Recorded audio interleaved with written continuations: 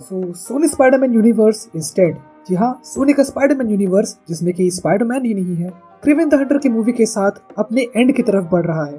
तो जिनको नहीं पता मैं बता दूं, क्रेवन द हंटर की मूवी जो 13 दिसंबर को आने वाली थी, उसे अब पोस्टपोन कर दिया गया है और अब वो मूवी रिलीज होने वाली है जनवरी 1 2025 को। और देखा जाए तो ये एक तरह से अच्छी बात भी है। मतलब इस सिनेमैटिक यूनिवर्स को बनाने का पॉइंट ही क्या था?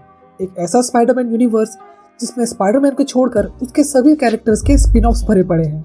अब सवाल ये आता है कि सोनी ने इतना सारा रायता फैलाया कैसे? तो इन सब की शुरुआत होती है 2016 से, जहां सोनी अनाउंस करता है अपना अलग स्पाइडरमैन सिनेमैटिक यूनिवर्स, जिसकी शुरुआत होती है वेनम की पहली मूवी से, जो कि वेनम के ऊपर एक स्टैंड अलोन मूवी होने वाली थी। 2 साल बाद ये मूवी रिलीज होती है, starring Tom Hardy as Eddie Brock and Venom. ये मूवी ठीक ठाक चली, मुझे काफी पसंद भी आई और बॉक्स ऑफिस पर भी इसने ठीक ठाक कमाई की है। और इसके बाद जो सोनी वालों ने कचरा फैलाया है, तुम चाहकर भी उसे इग्नोर नहीं कर सकते।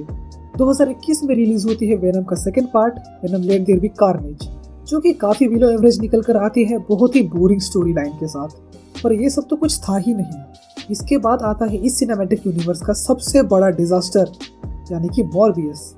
मॉर्बियस एक ऐसे साइंटिस्ट की कहानी है जो कि चमगादड़ों पर एक्सपेरिमेंट करते करते वैम्पायर बन जाता है और फिर वो यहाँ वहाँ लोगों को मारने लगता है।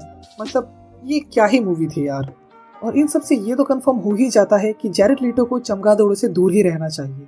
और जहाँ तक मैडम वेब की बात है, मैं बस इतना कहूँगा कि ये टॉर्चर मैं जिंदगी भर नहीं भूलने वाला। इसके बाद आता है वेनम का तीसरा part, venom the last dance, जो कि एडी और वेनम के कैरेक्टर को एक ठीक ठाक एंडिंग दे देती है। और अब बारी आती है क्रेवन द हंटर की, जिसे देखने में कोई भी इंटरेस्टेड नहीं है। आई मीन लिटरली इसे देखने में कोई भी इंटरेस्टेड नहीं है। इंडिया में इस मूवी को डिले कर दिया गया क्योंकि ब्राजील के कॉमिक कॉन में इसकी स्पेशल स्क्रीनिंग हुई थी और वहाँ इसे देखने वाले ना के बराबर थे। तो अगर इसे कॉमिक कॉन में ही कोई नहीं देख रहा, तो पुष्पा 2 के आगे इसे रिलीज करना डजंट मेक एनी सेंस। और इन सब से हमें ये भी आइडिया लग जाता है कि ये मूवी कितनी बुरी तरह पिटने वाली है।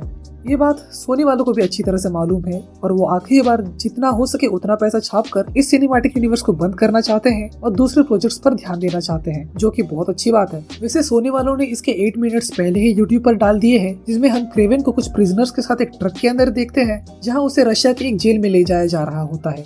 वहाँ जाकर वो वहाँ के एक बड़े क्रिमिनल को मार देता है और वहाँ से भाग जाता है। तुम चाहो तो इसे जाकर देख भी सकते हो। और जितना मैंने इसे ऑब्जर्व किया है, अगर तुम इसे स्पाइडरमैन यूनिवर्स का पार्ट ना समझकर एक ऑर्डिनरी एक्शन मूवी की तरह देखोगे, तो शायद ये मूवी तुम्हें थोड़ी बहुत पसंद आ जाए। इन शॉर्ट, अगर तुम इस मूवी को देखने जाने वाले हो तो अपनी एक्सपेक्टेशन पूरी तरह से डाउन करके जाना, क्योंकि इस सिनेमैटिक यूनिवर्स का अब कोई फ्यूचर नहीं है। वैसे सोनी वाले स्पाइडरमैन नोवार के एक सीरीज के ऊपर काम कर रहे हैं, जिसमें निकोलस केज, हाँ वही घोस्ट राइडर वाले, स्पाइडरमैन नोवार का रोल कर रहे हैं। और ऑब्वियस सी बात है कि ये सीरीज सोनी स्पाइडरमैन यूनिवर्स का पार्ट नहीं होने वाली है। अब बस देखना ये है कि ये सीरीज कैसी निकल कर आती है। तुम्हारे क्या ओपिनियन है इस बारे में मुझे कमेंट्स में बताओ। अगर तुम भी इतने टाइम से स्पाइडरमैन को देखने की झूठी उम्मीद में थे तो लाइक और शेयर करो, और जाने से पहले सब्सक्राइब जरूर करके जाना। मैं मिलता हूँ एक और नई वीडियो के साथ, तब तक के लिए कीप वॉचिंग।